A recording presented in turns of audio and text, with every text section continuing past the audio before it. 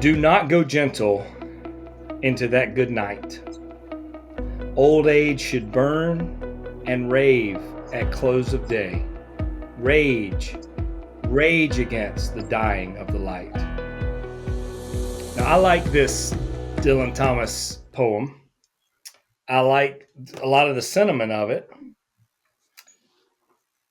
but I think it is wrong, actually wrong, in my opinion, to rage against death or aging. To me, the inspiration that I gain from this is raging against darkness, against maybe getting old prior to aging prematurely. To I see people who give up, sort of stop, and that's not just an aging issue, but it does seem as we age, we do get sort of set and settled, and can, if we're not careful, close ourselves off to new experiences, to new anything. Just think about music and how much new music you hear now versus 20 years ago, 30 years ago when you were a teenager. Maybe you're one of those that's hearing just as much new music. But most people, I think, not only do we think that the best music was our music, the music of our probably adolescence, or when we first got turned on to music, but we get introduced to less and less and less. Again, you might be the exception that proves that rule, but I think that's true of so many things. I often say how much I admire Bob's um, study, reading, learning, growing, wanting to learn. Um, and I want to be that way. I want to have a sponge. And lately, one of the things I've done is when I'm doing a mindless activity, I'll turn on a teaching. And heard a fantastic one this week about a few actually.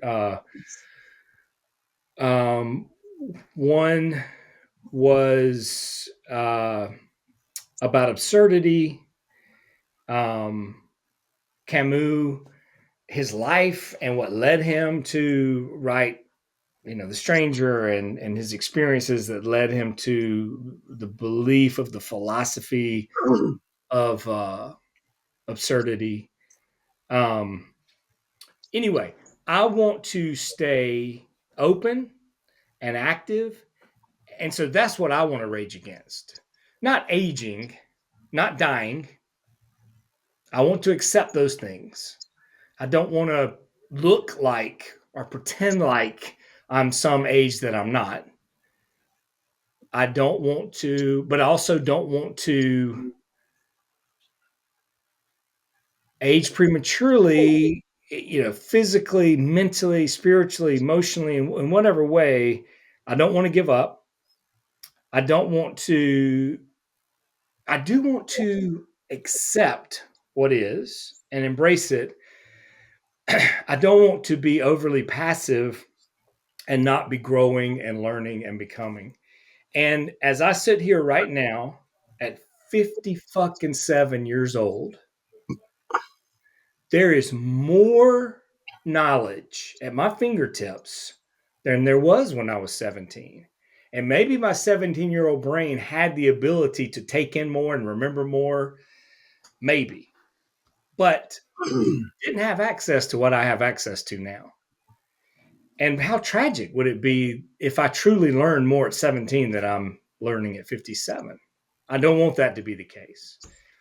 And so the way I take it, and I don't think that's the way he meant it, but you know what? This poem's mine now, right? It can be whatever I want it to be. Do not go gentle into that good night. I don't want to be benighted. I don't want to be dim. Old age should burn. I want to burn. I want to burn in my old age. I want to be as passionate now. I want to be as hungry. I want to be as much a seeker and open and um, at any point in my life. Rave at the close of day. Rage against the dying of the light. I don't want to rage against death, and I don't want to rage against aging, but I do want to rage against some of the things that typically are associated with them in our culture. And I want to be the eternal boy, but I want to be the eternal student and as alive as I possibly can be and enjoy and gain and take in as much from this day as possible.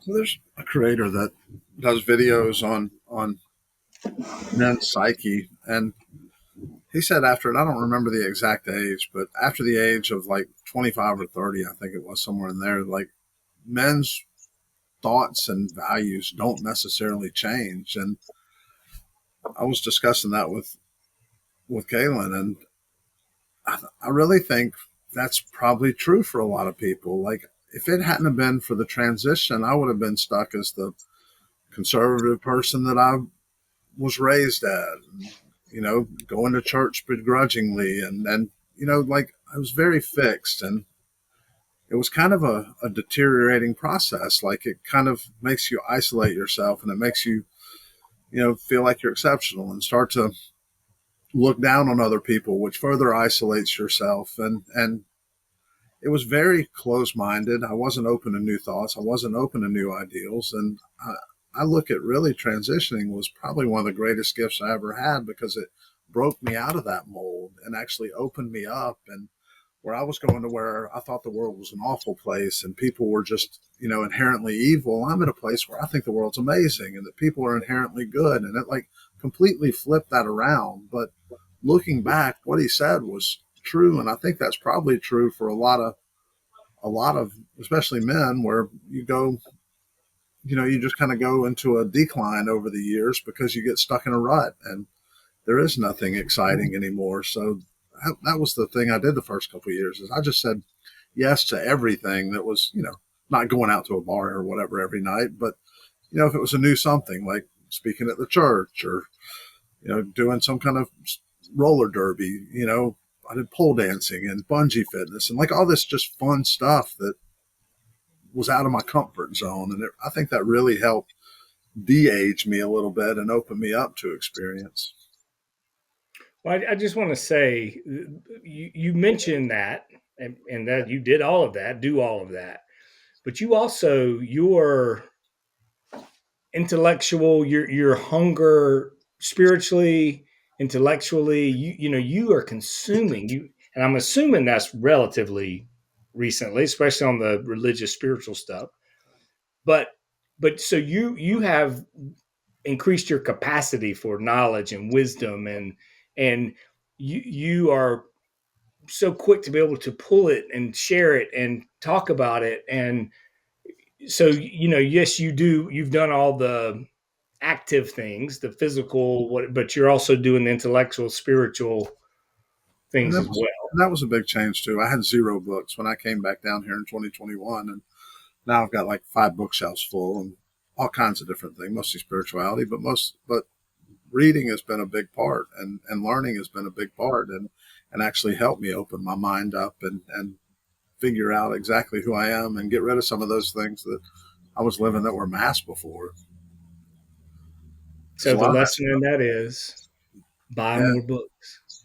yeah, especially Everybody crime, should buy especially more crime books. mystery novels.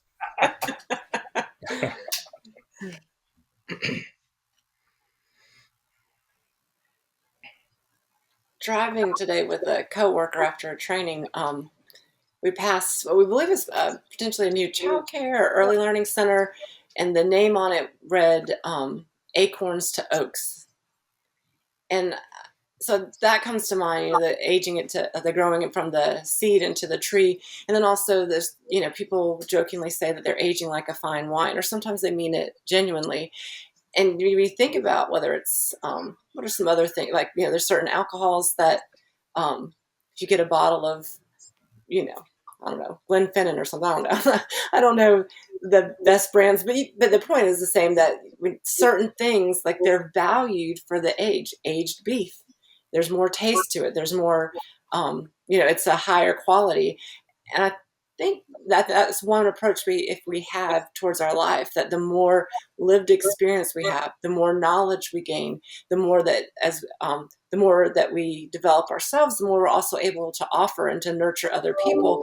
Then we value we value different things as we go through life, and maybe don't yearn so much for the days of our youth. I mean, we look back fondly and enjoy certain aspects, or, man, I remember when I could dunk a basketball, and that's not today, but there was a time. But then there's so much that, for example, as a professional, I, particularly entering the different realm of the mental health field, I so value the decades of experience working with different populations, because the things that I've learned in graduate school were more than just theory.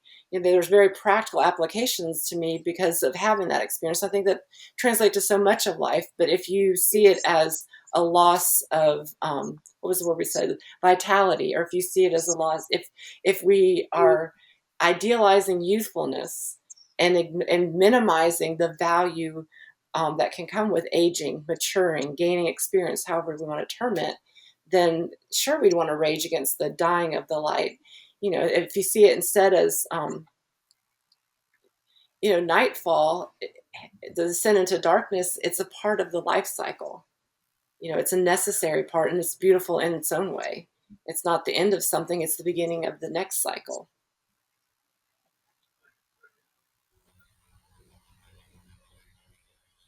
When Jasmine was working on her graduate degree over the last couple of years, she was in classes primarily with young people who probably just finished their undergraduate degree and were keeping on, and they were routinely just blown away by her experience and knowledge and wisdom that can only come from 25 years of doing something. Sorry, y'all. God. How old are you, Michael? How old are you? God. Ooh, that hurt. Sorry. They were blown away by her. Just something you can't get. I mean, you can get things from books, and you can, they were learning, getting all the material Jasmine was, but she was applying it to all of her experience.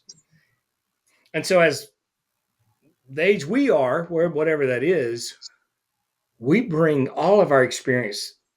If we'll stay students, we bring all that experience to the new thing that we're learning. Lastly, I just want to say that, as y'all know, I am working on a new novel, and it has real, actual people in it. People in my life or in the book, and I was writing about Jasmine this week, and I described her as having a certain innocence that you do equate with youth. You do equate with, but I don't think she has any naivete. I think there is realism and the kind of even the wisdom that experience brings.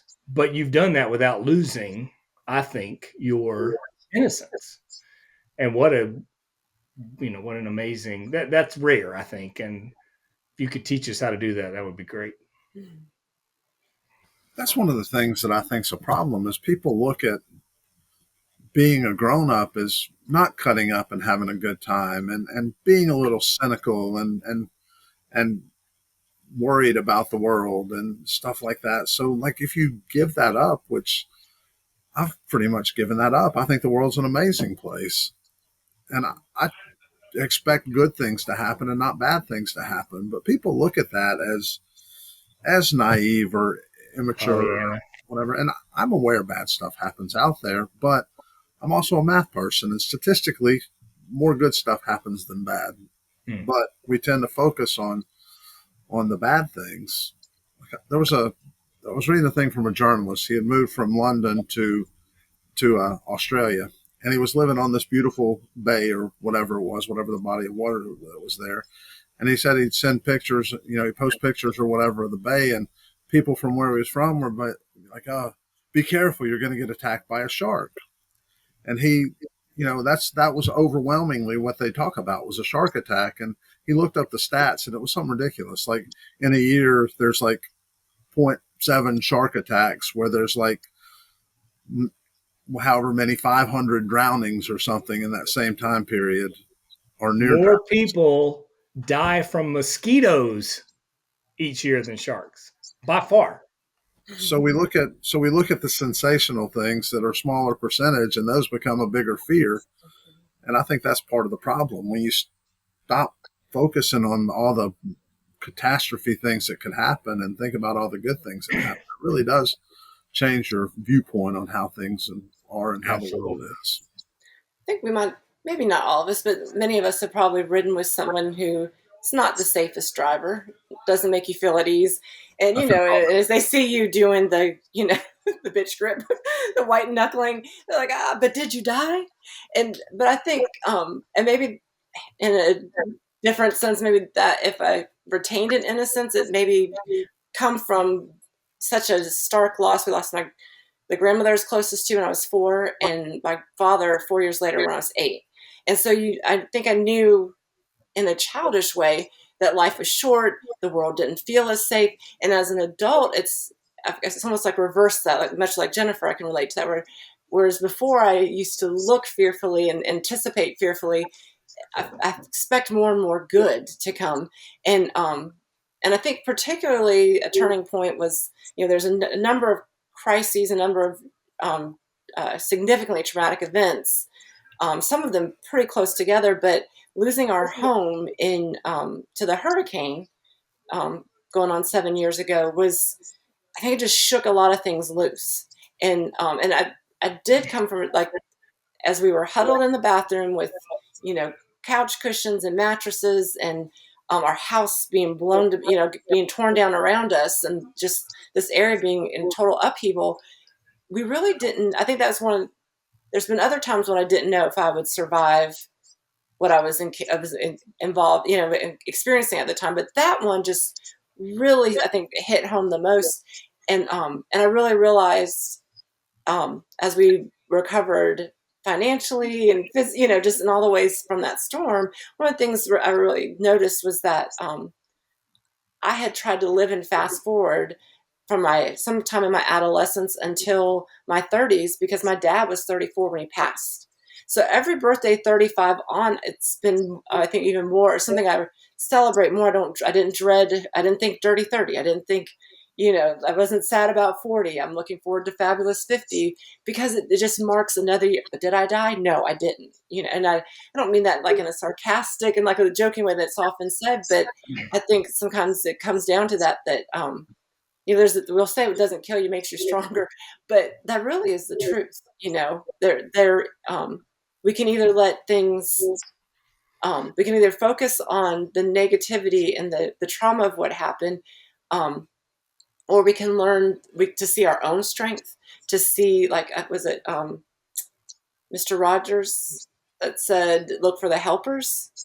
And I think many of us had so many experiences, whether we had significant losses of our own personal property or not, just all the people around us, that there was such a sense of community and such a togetherness and a getting through things together, that if you cling to those things in your hard times, yes, it's still difficult, and yes, there's still pain.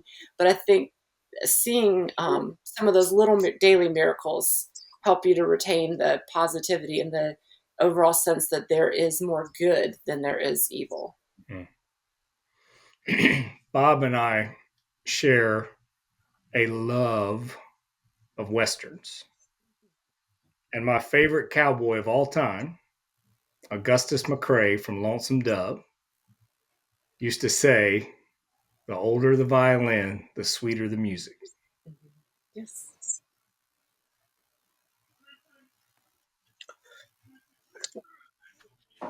When I heard you, when I listened to the quote, my first response was not liking the use of the word gentle. Go gently into the night. And I think what he intended was passive. Yeah. You know, and I hear all of you talking about a certain kind of vibrancy and energy and aliveness. And I also am not that crazy about raging against the night, right? Yeah. Because this idea of gentle is weak and raging is powerful. Again, I think what we're talking about is energy and authenticity, right? There was a poem that I can't remember where I found it, but I memorized it and I was like, this is my code. This is back, I'm like 20 years old, 19, 20 years old. And it was Invictus. I can't remember who wrote Invictus, but I still know most of it. I think it's, out of the night that covers me, dark is the pit from pole to pole. I thank whatever gods may be for my unconquerable soul.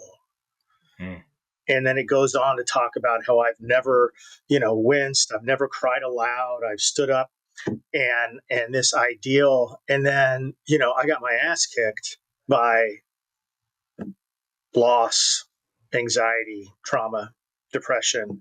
And I'm like, I'm the farthest fucking thing from that. I don't even know how to find that within myself. So I think discovering and remembering and reconnecting to that vibrancy, is what we're talking about. And, there's a time for gentle, and gentle is not weak. Right. In Taoism and in Tai Chi, gentle is actually strong. The gentlest, most flexible things are actually the strongest things.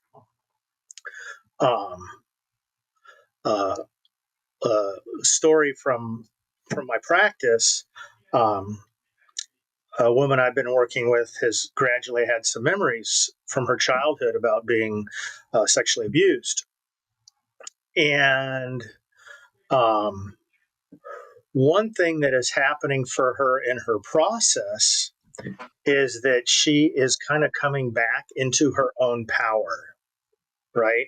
Kind of transitioning from victim fear to power.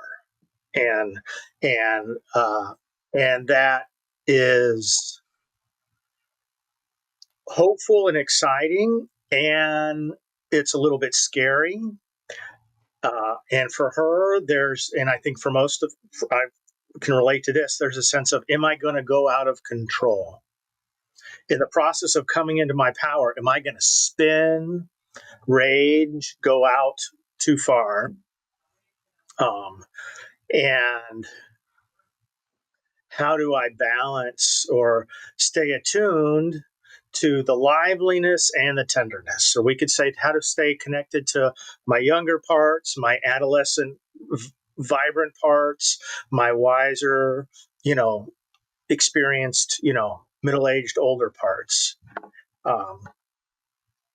And that's how I would interpret what you read. Is I think that's at least for me, that's how I would see the intent of this.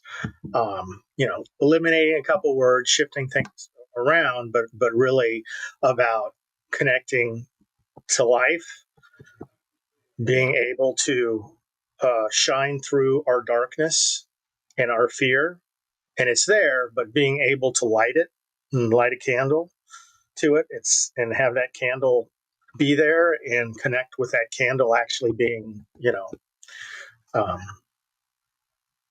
so I do think what you're describing, what you're hitting on, is, and I completely agree, and it's what I was trying to say also, is it's the difference between passive and active.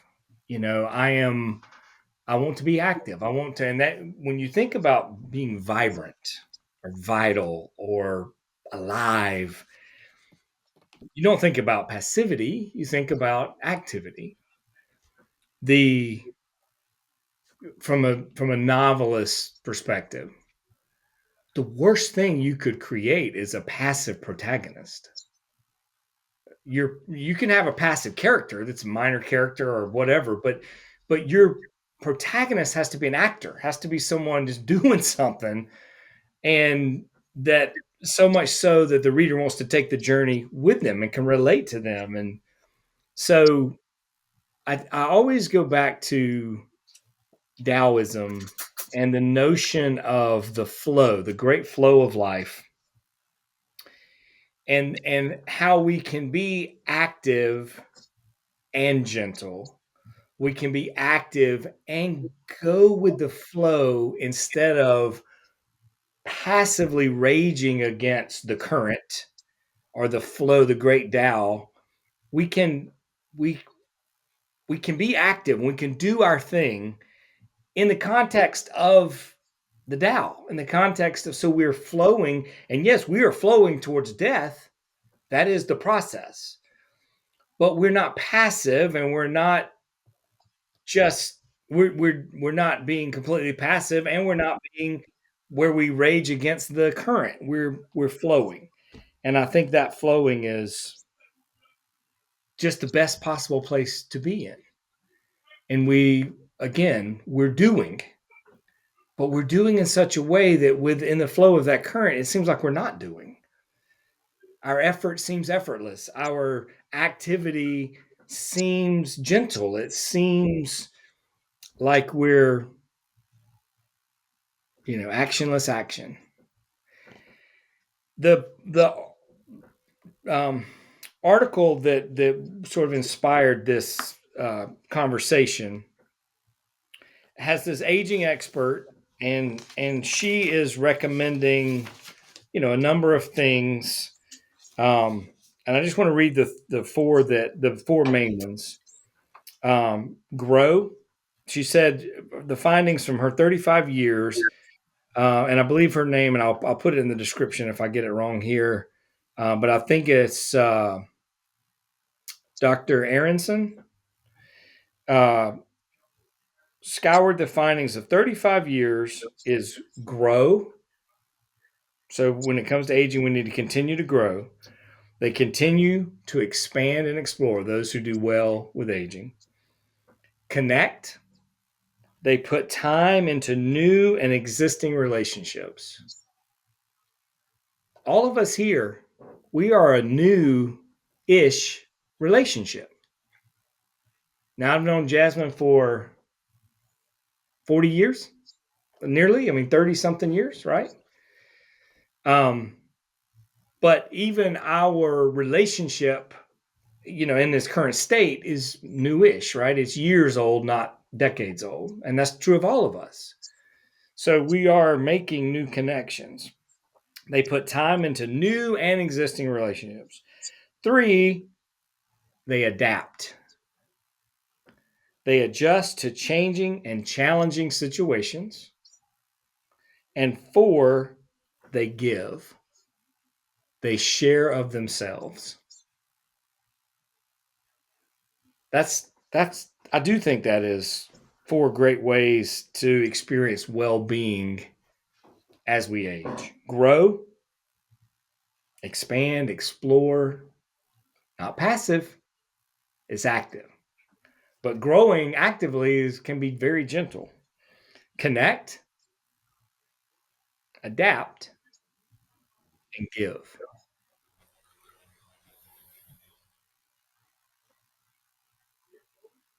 I was reading an expert this week was talking about just how important exercise is for our brains.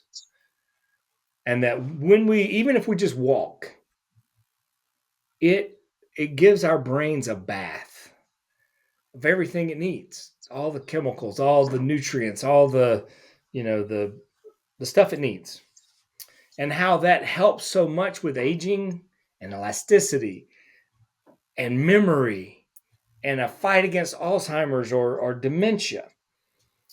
And there's so many things like that if we will stay active and if we will possibly do things a different way, use our left hand instead of our right if we're right dominant, drive a different route, try a new food or a new game or a new anything, we're going to keep that vibrancy. So continue to expand and explore, invest in connection, adaptation. Is there a certain point that we get to where we stop adapting, where we say, I'm not going to learn the new software. I'm not going to learn the new device. I'm not going to learn the new, the newest, latest research in my field. I'm not open anymore. I'm sort of closed for business, and I'm going to stay stuck in what I've always believed. And to me, this brings up a really important aspect to all of this.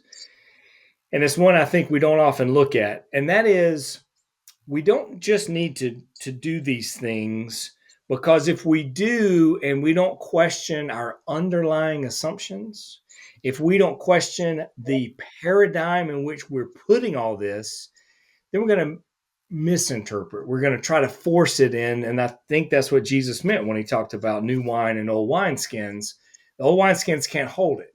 And so our old paradigms and old ways of thinking can't hold the new knowledge, the growth and expansion. So we need to, I think, live in a tabernacle or do our work in a tabernacle that we tear down, and we can go follow the cloud and we can re-erect the tabernacle instead of the temple that is stone and immovable. Our beliefs, our paradigms, even the things that we hold most dear and call convictions should be open to our continuous look at and question. I think we should question everything. And I think it keeps us in this open, adaptable state. I mean, we're kind of trained to do that. I mean, there's songs. I remember a song when I was in college around where it said, if you got to stand for something or you'll fall for anything. So you're kind of taught to come up with your beliefs, be rigid in those beliefs. Yeah. Don't let anybody sway you. And that is such a bad way to live. And you can't tear down the whole thing, though. The group I lead on Monday nights is based on Conversations with God, and it has a section there where it's talking about this. It's like, you don't have to give up everything that you have. It says, look at your foundation and just go brick by brick. Look at each little belief and see if it makes sense. See if that brick's crumbling. If it is, throw it away and put something more solid there so you can rebuild it a little bit at a time.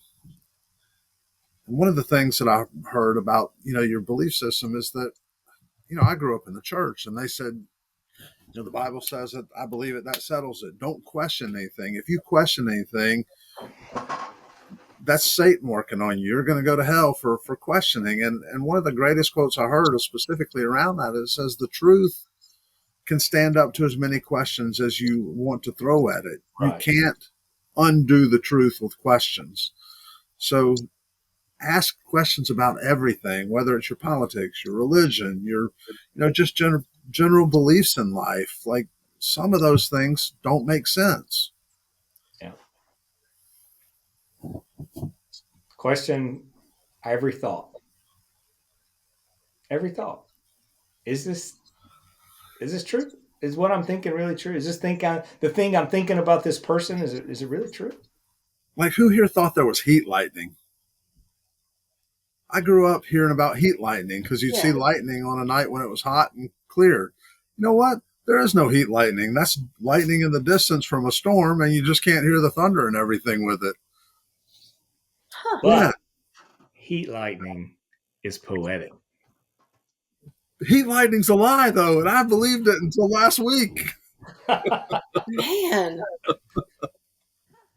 But there's all these old wives' tales that we have that we fall for and we believe as truths. Yeah. And like when there's lots of them that have come up for me lately that they were just 100% true. And I got to stop you there and say, Jasmine and I made some heat lightning last night, so I know it exists. He's talking about moonshine, y'all. You got the still out in the backyard up there in Weewall? My old CB handle was Ridge Runner, that was the old moonshiners, was the Ridge Runners. Oh, that's awesome. I did not know that. My Learned dad something new. came up with it for me as a Man. kid.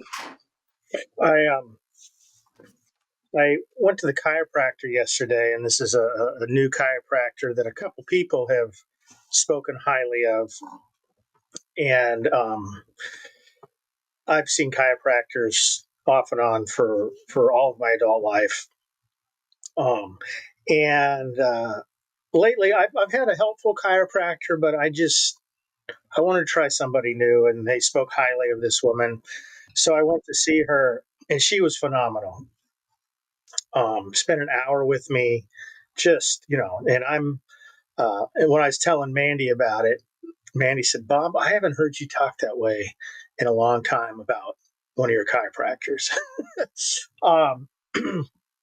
But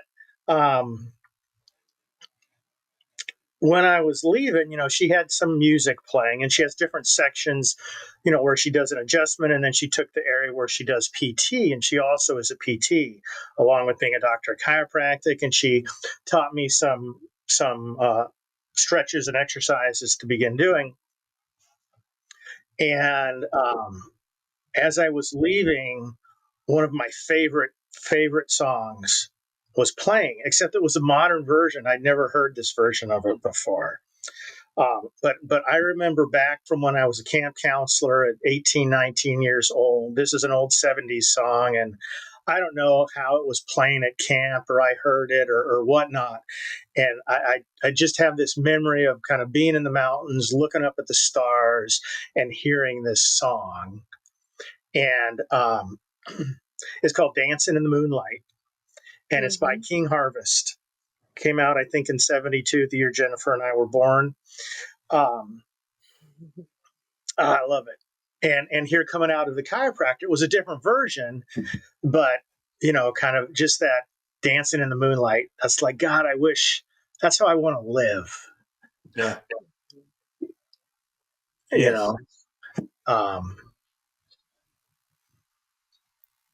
Yeah, I mean, that's a good question. When's the last time you danced? And when we're talking about, first of all, Bob, you could have said, chiropractor I'm seeing is good.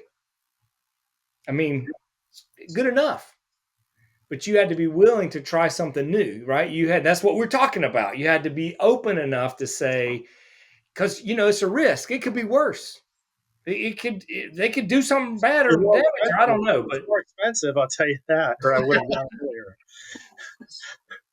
Yeah, but I often, and then I don't think anybody on this planet sees this ever.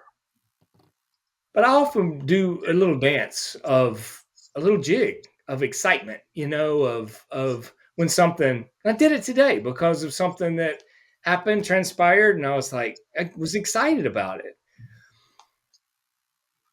Bob touched on this when he alluded to our parts, but when we're talking about aging, my young parts are still here, still present. And I think part of the dying of the light is when we ignore, when we suppress, we don't give space for our younger selves, our younger parts, our the younger parts of our, that eternal boy. Well, and so many of us, myself included, have disconnected or forgotten those parts.